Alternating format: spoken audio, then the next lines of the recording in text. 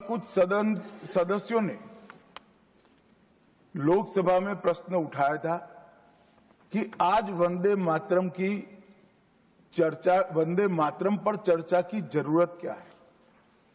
महोदय, वंदे मातरम पर चर्चा की जरूरत, वंदे मातरम के प्रति समर्पण की जरूरत वंदे मातरम बना तब भी थी, आजादी के आंदोलन के वक्त भी थी, आज भी है, और जब 2047 में महान भारत की रचना होगी तब भी रहे, क्योंकि अमर कृति मां भारती के प्रति, भारत माता के प्रति समर्पण, भक्ति और कर्तव्य के भाव जागृत करने वाली कृति है।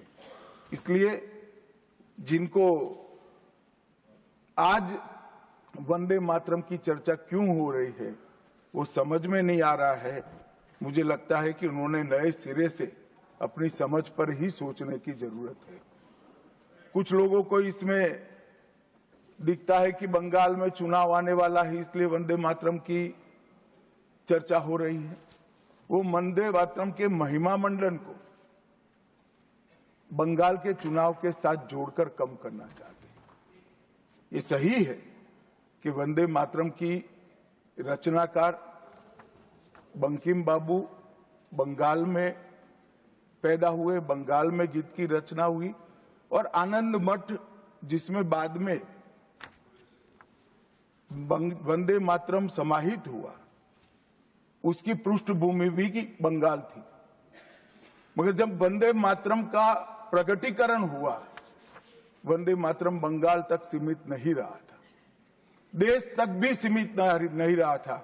दुनिया भर में जहां पर आजादी के दीवाने थे वो गुप्त बैठक भी करते थे तो पहले वंदे मातरम का गान कर बैठक हुआ। और आज भी सरहद पर हमारा जवान जब अपना सर्वोच्च बलिदान देता है, ये आंतरिक सुरक्षा के लिए देश के पुलिस का जवान सर्वोच्च बलिदान देता है, तो जब वो अपने प्राण त्यागता है, इसके मुंह पर एक ही मंत्र होता है, वो वंदे मातरम। वंदे वंदे वंदे। आप भी जरा बोलिए, आप तो सो गए, आप भी सो गए। सोने दो, क्योंकि जब मुल्क जागता रहेगा वो सोते रहे तो ही अच्छा रहेगा।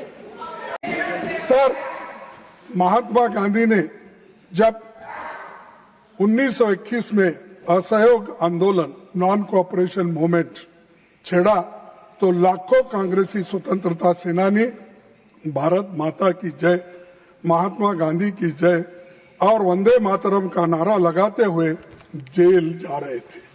आप क्या कर रहे थे? ब्रिटिशों के पास नौकरी कर रहे थे। निकाल के देखो। अरे, और आप हमको देशभक्ति सिखाते हो, हमको पैट्रियोटिज्म सिखाते हो। अरे, पहले तो आप पैट्रियोटिज्म के नाम से डरते थे और सिर्फ सेवा करना ब्रिटिशों का जानते थे। इसीलिए अरे माफीनामा फिर आता हूं भाई बाद में, वो तो उनके गुरु का है। मैंने प्रधानमंत्री का भाषण सुना और उन्होंने नेहरू जी पर आरोप लगाया और कहा कि 1937 में नेहरू जी के नेतृत्व में कांग्रेस पार्टी ने मूल वंदे मातरम गीत से महत्वपूर्ण पद हटा दिए थे।